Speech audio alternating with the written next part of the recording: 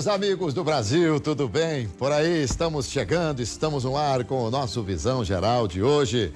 Visão Geral, uma visão diferente no seu dia a dia, sempre trazendo personalidades importantes e aqui tratamos de assuntos extremamente relevantes. Meus amigos, há algumas coisas que não aprendemos rapidamente e o tempo, que é o que dispomos, cobra um preço alto pela aquisição delas.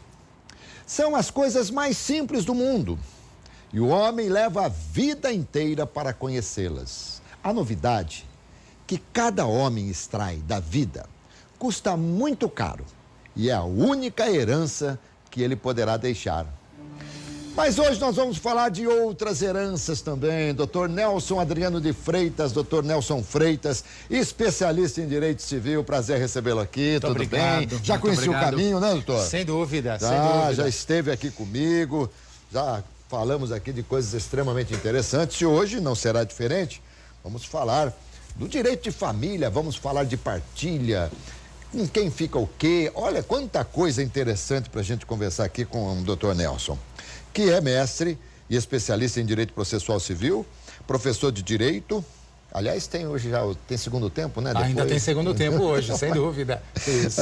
E qual faculdade? FACAMP. FACAMP. Isso, Faculdade de Direito da FACAMP. Muito bem. E lá você ministra o direito... Direito civil. Civil. Isso. Muito bem. Coordenador do escritório de práticas jurídicas da FACAMP também. Isso. Sócio do escritório Lemos e Associados Advocacia. Aliás, a Lemos, por vezes, nos encaminha aqui brilhantes advogados, né?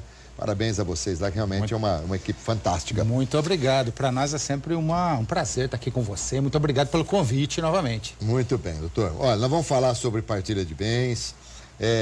Nós vamos falar... O nosso tempo diminui um pouquinho em razão do horário político. E eu sei que há muita coisa para a gente falar, talvez coisas até mais interessantes. De repente você achar que tem uma coisa mais interessante para falar e eu não perguntei, você pode fazer como os políticos. Eu pergunto uma coisa e você responde outra completamente diferente, que é assim que normalmente eles fazem, né? Mas vamos falar um pouquinho sobre a herança na família. Filhos são herdeiros naturais sempre? Sim, são. Chamados herdeiros legítimos. Legítimos. Né? Exatamente, é isso mesmo. Mas eu falo de filhos, tanto faz de filhos de sangue, filhos do ventre, como filhos do coração, adotados também. Exatamente, exatamente. Hoje a legislação reconhece como filhos aqueles que são reconhecidos como filhos. Então, não necessariamente somente o filho natural, mas aqueles também, aqueles que são adotados e que evidentemente são reconhecidos como filhos daquele determinado casal. Mas é possível deixar, mediante um testamento, qualquer coisa, é possível deixar para outras pessoas que não tenham laços sanguíneos, que não sejam da família, é possível isso? Sim, é possível. Aliás, isto é algo que se tem que planejar muito bem hoje em dia, né? Quando se fala de planejamento sucessório, é exatamente para evitar surpresas, evitar correrias, né? Então, se fala muito que o brasileiro não planeja a sua vida, né? Então, na verdade, isso é planejar em vida algo que vai acontecer após a morte. Perfeito. Então, planejando, deixando, seja por meio de testamentos, seja por meio de doação. Não que não se possa, evidentemente a lei aí estabelece como é o procedimento de inventário, o processo de inventário, que hoje não necessariamente precisa ser só apenas judicial, mas também o extrajudicial pode ser o inventário. Nada de irregular nesse sentido, muito pelo contrário, a lei prevê como deve ser feito e pode ser feito. Só que esta pode não ser a melhor alternativa. Então, se possível, ainda em vida, planejar, fazer doações, fazer divisão em vida, deixar testamentos, tudo isso pode antecipar. Testamento, gozado, é um termo assim, extremamente antigo, mas muito atual. Testamento é uma coisa extremamente atual. Ainda sim, evidentemente. Agora o testamento, como é que é feito um testamento? O testamento ele pode ser manuscrito, ele pode ser redigido e tem que ser registrado em cartório, como é que funciona? O testamento ele pode ser público ou particular. E em ambas as hipóteses se recomenda que se leve, se ele for público, evidentemente, ele tem que necessariamente ser feito perante o cartório. tá? Perante um determinado cartório, vai se fazer um instrumento público. Vai conhecer, estarão presentes testemunhas daquele ato também.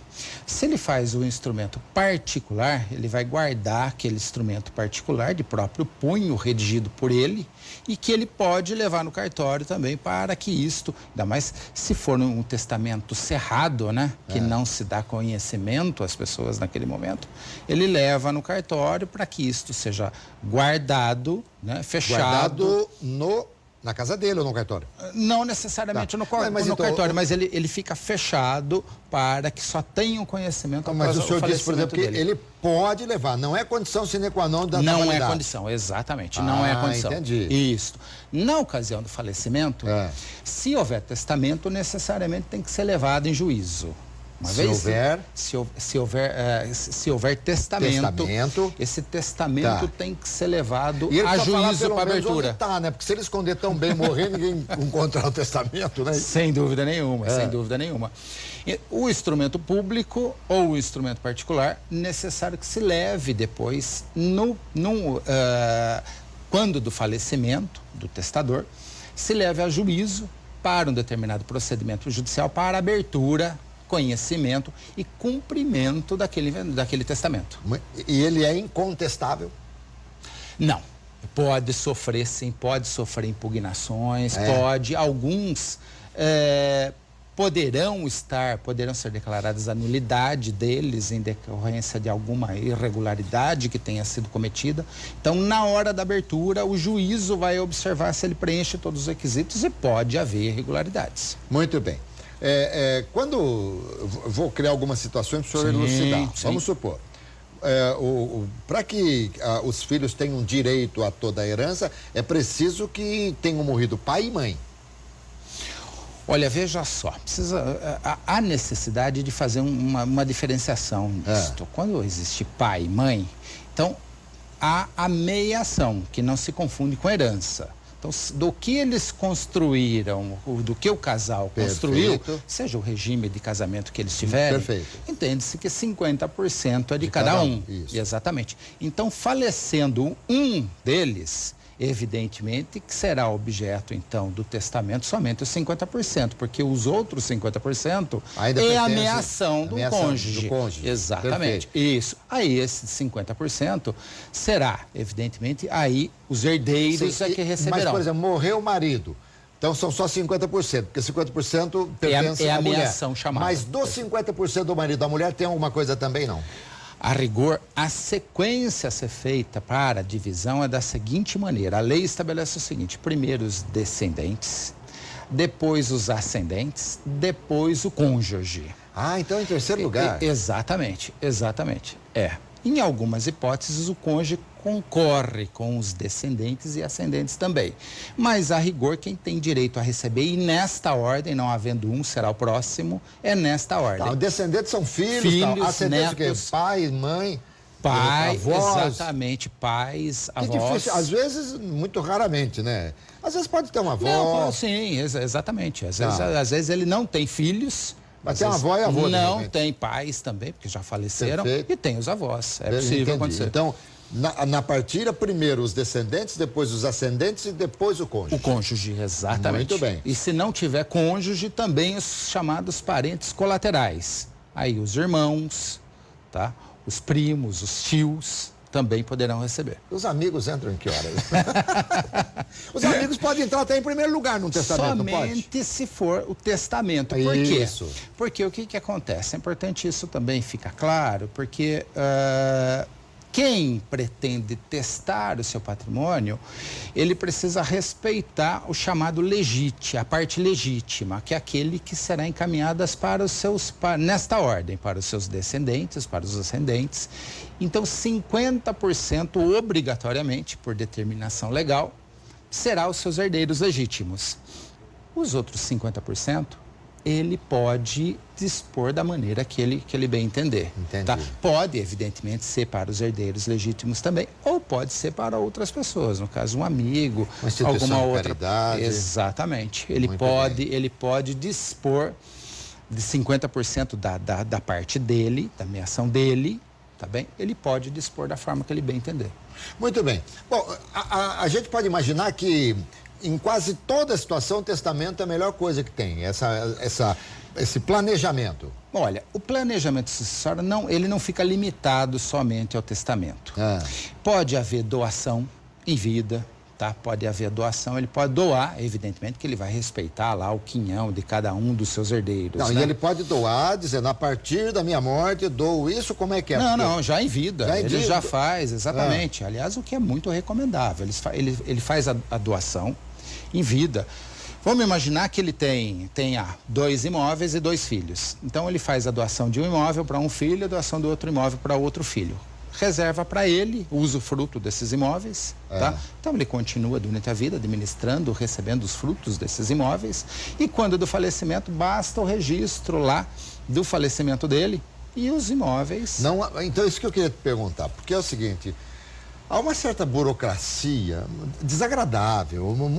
Olha, eu não vou estranhar se alguém um dia chegar para mim e falar, eu não vou comprar uma casa porque é muito burocrático para passar por nome da gente, é caro, tem uma série de coisas. Mas enfim, quando você tem uma casa, usufruto, por exemplo, você tem um imóvel, só que é usufruto do seu pai. O dia que seu pai morrer, por exemplo, basta o atestado de óbito e não se tem que fazer mais nada ou é preciso fazer uma nova escritura só para ver como é que é? Não, nesta hipótese não há necessidade de mais nada. Basta levar o registro, a certidão de óbito perante o cartório e promover lá então a averbação, demonstrando que houve o falecimento e o falecimento é causa de extinção do usufruto. Perfeito. Então, não havendo mais usufruto, o herdeiro, o filho, passará, então, a utilizar plenamente o imóvel. Deixa eu te fazer uma pergunta aqui, doutor Nelson, que acho que muita gente está pensando aqui, porque várias pessoas têm imóveis no nome cujo usufruto está em nome do pai ou da mãe de alguém, enfim. Se esse pai, ou se a pessoa que tiver o usufruto, por livre e espontânea vontade, liberar o dono do imóvel para vender o imóvel, qual que é o procedimento que você tem que fazer para que a pessoa abra mão do usufruto para poder ser vendido o imóvel? Na escritura, será feita uma nova escritura, será feita uma escritura de compra e venda, né? Transferindo isso, haverá que haver concordância do usufrutuário, né? Tal. Isso, no sentido da venda desse imóvel, então, para um determinado terceiro. Mas é uma nova escritura? Aí sim, aí o procedimento exige mais do que simplesmente uma averbação.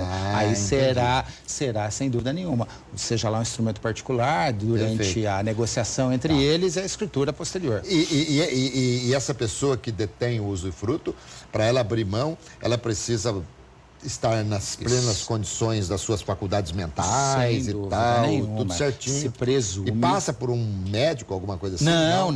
Não, pelo contrário, tá? Isto se presume que a pessoa esteja em boas condições, exatamente. Se houver alguma suspeita, isso tem que ser discutido perante um procedimento próprio para a interdição dessa pessoa. Perfeito, tá? Muito bem. Não tem testamento, e aí tem a herança. Como é que é feito? Existe um interventor, existe um advogado, basta a gente contratar um advogado para fazer a partilha, ou isso se resolve em família, como é que é? Duas possibilidades. Não havendo testamento, isto pode ser feito, o inventário pode ser feito, o inventário judicial ou o inventário extrajudicial. Então, não havendo testamento e havendo consenso entre os herdeiros, e não havendo incapazes também, isto pode ser feito perante o cartório. E é muito mais rápido. Tá? Sem a presença do advogado? Não. Nesta hipótese também. As duas hipóteses obrigatória a presença do advogado. O advogado, evidentemente, vai orientar como deve ser feito, vai acompanhar, vai orientar cada um deles, vai opinar a respeito da melhor forma de fazê-lo, né? Isto será feito, então, pode ser feito primeiro no cartório de imóveis. É mais rápido, é mais eficaz e melhor nesse sentido. Até porque já há consenso entre eles. Então, não há que se discutir. Agora, se não houver consenso, ou houver algum menor envolvido, algum incapaz envolvido, obrigatoriamente isso tem que ser discutido no judiciário. Tá? E é demorado esse período? Olha, depende do litígio que entre os herdeiros. Se não houver consenso entre eles e um litígio considerável, isso pode demorar. Pode sim.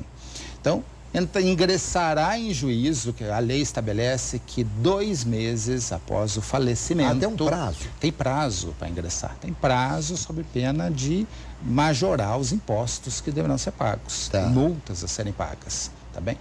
Então, no prazo máximo de 60 dias do falecimento, deve entrar em juízo, tá? Ou no cartório, sendo extrajudicial, com o procedimento de inventário, tá? E ingressa em juízo. Isto, quem que deve fazer? Quem estiver na posse dos bens, do monte-mor, dos bens deixados pelo falecido. Entendi. Na ausência de uma pessoa que possa fazer isso, que tenha sido nomeado para isto, o cônjuge pode fazer, os próprios herdeiros podem fazer. Tá? Outra coisa, doutor, e o dinheiro que está no banco em nome do falecido?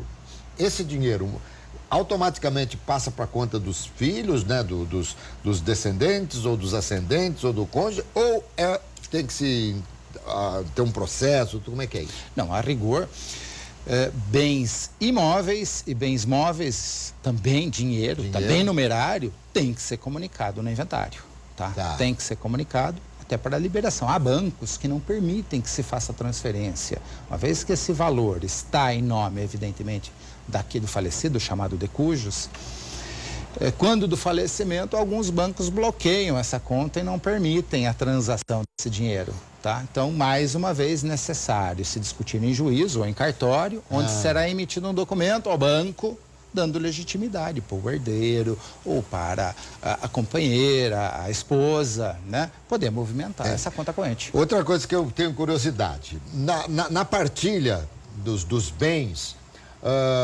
o filho que ficou com um determinado imóvel, outro filho ficou com outro imóvel, eles vão ter que fazer uma escritura no nome deles, cada um dos filhos ou não? Veja só, havendo um inventário, tá? Tanto extrajudicial como judicial, ao final, após recolhidos os impostos, o imposto causa mortes, é expedido um documento chamado formal de partilha. Este formal de partilha já estipula quem ficará com determinados bens e este documento é que será levado a registro perante o cartório de imóveis. Este registro é suficiente para transferir aquele determinado herdeiro ou herdeiros a propriedade daquele imóvel que foi objeto da herança. Mas gera uma nova escritura, gera um novo registro de imóvel? Não, daí não. Aquele documento é que substituirá uma escritura de compra e venda, vamos dizer assim. Que pena que a gente tem só mais um bloco, né? Porque tem tanta coisa pra gente falar, né? Sem dúvida. O assunto é extremamente interessante e todos têm, de alguma forma, interesse em saber disso. Com certeza. Mr. Catra morreu, 32 filhos, 3 esposas. Você que vai fazer a partilha, né? Adoraria fazer o inventário dele. A gente ri aqui, né? Pelo amor de Deus, né? Nossos sentimentos e tal. Aliás, fantástico, Mr. Catra, né? Mas nesse caso, assim, como é que fica? Os filhos são todos, se os 33 são reconhecidos como filhos dele, todos terão direito a receber herança. Mulher, são 3 esposas. Sim, exatamente. Isso não importa. Não. Desde que ele tenha reconhecido esses filhos como filho dele, então, isso, se é filho natural, filho adotado, todos eles participarão, terão direito a receber. Tá? Há alguma diferença se o filho se é da mesma esposa, mas são detalhes de valores a serem partilhados. Mas, por exemplo, quando um casal, o homem teve um filho fora do casamento, reconheceu como filho, a esposa, tudo bem, aceitou, eles continuaram casados.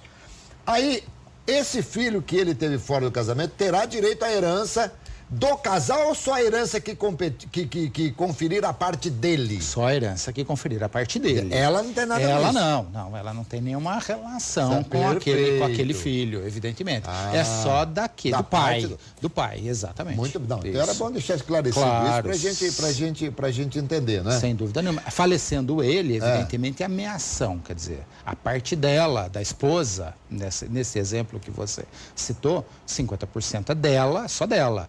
O que ele tem nesta relação é 50%, que é a ameação dele, é isso que será objeto da herança. Doutor, como eu sou já um pouco mais antigo, né? Eu vou usar um termo que se usava muito lá atrás. E quem não é casado de papel passado? Esta é muito interessante, as chamadas uniões estáveis, né? Estáveis e tal. Isso, que hoje é reconhecido já, depois de muita discussão, a jurisprudência já reconhece hoje como o procedimento a ser adotado no falecimento é idêntico aos casais, aqueles casados efetivamente. E tem que ter por exemplo, alguém se une a alguém, um homem, sei lá, milionário de idade, se uniu a uma pessoa mais jovem, viveu um ano com essa pessoa e morreu. Essa pessoa já tem o direito. Já tem direito. Não tem direito. tempo. A lei não estabelece prazo efetivo para isto, mas convivendo junto com a intenção de constituir família, isto já é essencial a intenção de constituir família. Muito, até parece uma sabatina do Senado aqui que eu estou fazendo contigo, né? Mas, por exemplo, esse mesmo homem, ele já teve 5 uniões estáveis, com 5 mulheres, depois separou e tal. Essas outras 5 mulheres terão direito também?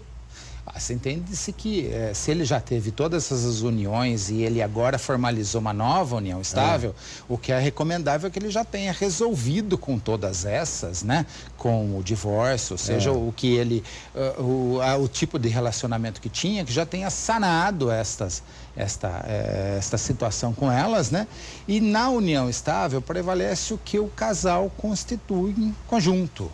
Tá? Aqui o casal constitui em conjunto. Então, evidentemente que desta relação que nós estamos dizendo, desta união estável, o que eles construírem juntos é que será objeto aqui de discussão e herança. Não. O que já estava constituído, não. Nesta hipótese, não. Aliás, existe ainda casamento civil, como é que é? Casamento religioso com efeito civil? Alguma coisa assim? Existe. Aliás,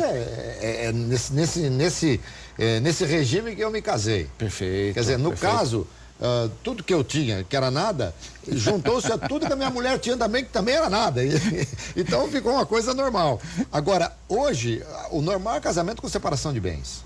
Olha, eles podem optar, exatamente nesse sentido. O casal, quando vai casar, tem um procedimento, o cartório realiza um procedimento antes do casamento, habilitação para o casamento, e assim é chamado, e eles vão optar pela comunhão universal de bens, pela separação total de bens ou pela comunhão parcial de bens. Então, são esses 3 regimes que eles vão... Muito bem. Exatamente. Estou te atropelando, Nelson, porque eu quero perguntar aqui. Sim, vamos lá. Filho que requer a paternidade, está requerendo na justiça a paternidade e não é reconhecido. E esse aí, pós-morte, existe possibilidade ainda, pós-morte, de haver uma partilha, ele ter um pedaço da partilha? Não. Olha, veja só, é interessante, existe um procedimento a ser realizado em juízo, na verdade, um processo judicial de reconhecimento de paternidade. O indivíduo busca em juízo uma sentença que vai declarar se ele é ou não filho de determinada pessoa, em vida ou não.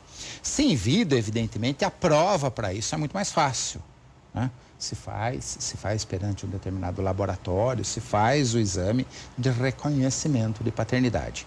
Se já, após a morte, esse procedimento já fica mais difícil, mas não é impossível de fazer. Pode exumar o cadáver, fazer DNA. Exatamente, há uma série de procedimentos aí a ser realizado. Então, se em vida ainda ele vai ser reconhecido como filho, evidentemente, uma vez reconhecido, ele terá direito a participar da herança dos bens, que ele é reconhecido. Se ficar provado pós-morte que ele era filho, ele também tem direito. Também terá direito, exatamente. Muito bem. Seja durante o procedimento de inventário ou depois. Tá. O doutor Nelson, às vezes as pessoas morrem e deixam fortunas, sei lá, ninguém espera que alguém morra para receber um dinheiro, né? Seria o fim do mundo. Mas... e quando, de repente, você tem que torcer para ninguém morrer porque vai deixar uma dívida imensa? Como é que faz? Você é na alegria e na tristeza? Você é responsável pela dívida que seus pais fizeram? Olha, veja só. As hipóteses são das mais diversas possíveis. Há aqueles que falecem e deixam bens sem dívidas. Há aqueles que falecem e deixam bens e dívidas. E aqueles que deixam somente as dívidas. Então, numa hipótese que não deixa a dívida, é muito fácil, porque vai dividir, né, na forma estabelecida pela lei, o seu patrimônio, os seus bens, sejam patrimoniais ou não patrimoniais. Se deixa bens e dívidas, as dívidas serão pagas durante o procedimento de inventário, né? Serão pagas, liquidadas com os bens que tem, o dinheiro, faz o pagamento da dívida. Mas uma coisa tem que ficar clara, a lei estabelece que o herdeiro responde pelas dívidas do decujus somente até o limite do capital que ele receber. Então vamos imaginar, se ele tem 2 filhos e ele deixa, só para ficar fácil, 100 mil reais para cada filho. E ele tem uma dívida de 150 mil reais ou 300 mil reais, vamos imaginar. Tá. Então, cada filho vai participar até o limite que ele tinha, de 100 mil reais. Então, se não deixar nada de dinheiro, também o filho tem que pagar nada. O filho não paga nada, exatamente. Ele vai responder somente até o limite do que ele recebeu. Se ele não receber nada, ele não entende-se que ele não tem que pagar essa dívida. Doutor, vamos lá. Numa empresa, a pessoa morreu, um dos sócios e tal, deixou para a família, então, a parte da sociedade, as cotas que ele tinha na empresa. A família herda ônus e bônus? Olha, veja só, tá? Aí tem um complicador também. Toda empresa, toda sociedade, toda pessoa jurídica, na sua constituição, é feito um contrato, é feito um estatuto social, tá? Ou um contrato social, no qual é estabelecida a forma de liquidação, de pagamento àquele que falece.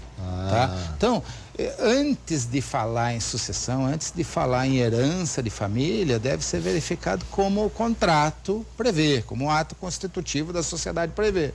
Então, pode ser que prevê que, falecendo o sócio, será pago um determinado valor relativo às suas cotas a partir de determinada data e em tantas parcelas.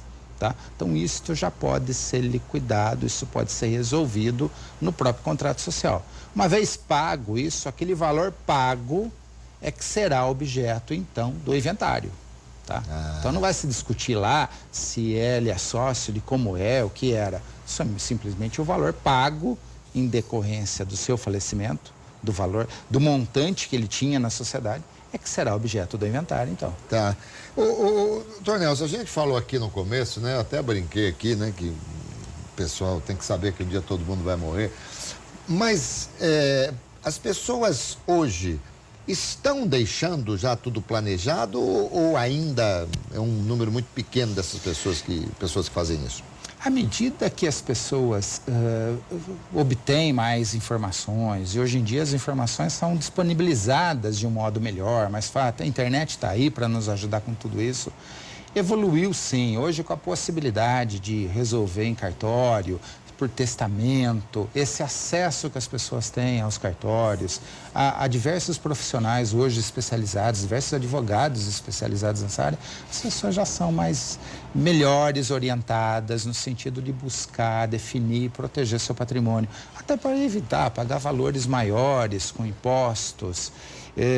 Então, há uma tendência das pessoas se organizarem melhor hoje em dia. E facilita muito, né? Facilita muito, evita uma eventual discussão, um eventual litígio depois entre os herdeiros. Sem dúvida nenhuma, é muito melhor, é recomendável. E claro, né, que quem normalmente for beneficiado no testamento tem a prerrogativa de não aceitar. De não querer. Sim, exatamente. Estou te deixando uma casa. Não, eu não quero a casa de jeito nenhum. Isso pode existir. Isso pode haver, pode haver. Existe a figura chamada renúncia à herança, né? Que pode haver. A pessoa pode renunciar. Tá? Agora, isto tem que ser expresso. A lei determina que isso tem que ser claro, tem que ser expresso. A pessoa tem que se manifestar efetivamente dizendo, eu renuncio ao direito que eu tenho de recebimento. Tá, e tem que ser e o testamento tem que ser aberto pelo juiz ou a família abre e entrega para o juiz? Como eu falei, sempre quando houver testamento, obrigatoriamente o inventário será judicial. Tá. Sendo judicial, a primeira providência a ser adotada, levar para conhecimento do juízo, o juízo promoverá então a abertura desse testamento e determinará o cumprimento desse testamento. sempre em juízo. Muito bem. Estou numa dúvida aqui, para que eu deixaria minha cachorrinha, viu? Olha, nosso tempo aí terminou, doutor. Eu fico muito feliz de tê-lo recebido mais uma vez aqui. Aliás, o pessoal da Lemos é um pessoal fantástico, né? É um corpo de advogados, assim, maravilhoso. E eu tenho certeza que todos os nossos queridos telespectadores ficam gratos quando eu trago alguém de lá. Sem dúvida, muito obrigado, doutor. Eu que agradeço pela atenção. Muito bem, passar muito bem. E você, portanto, tá aí, ó. Facilite a vida dos que vão ficar. Porque quando a gente for, nós vamos para uma melhor. Quer dizer, esperamos, não é verdade? Tchau, pessoal. À noite tem RF Esporte Clube, hein? Às 7 horas da noite. Não perca, vale a pena. Muito legal.